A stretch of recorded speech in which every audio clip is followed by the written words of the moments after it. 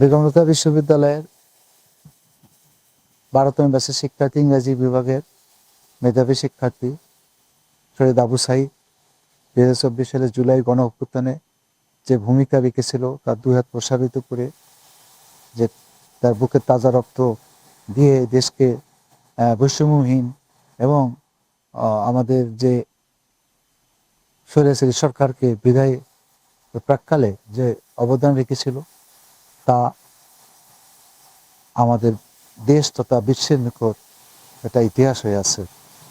তারই এই 16 জুলাই 2024 সালের পর 2025 সালের 16 জুলাইয়ে আমরা প্রথম শাহাদত বার্ষিকী পালন করি। সেই শাহাদত বার্ষিকীতে তৎকালীন অন্তর্বর্তী সরকারের উপদেষ্টা বৃন্দরা এসেছিলেন। তারা আবু সাঈদের চত্বর, আবু সাঈদ একটা স্মৃতিস্তম্ভ তৈরি ফলক উন্মোচন করেন এবং স্টিক স্টাম্প তারা এখানে উদ্বোধন করেন।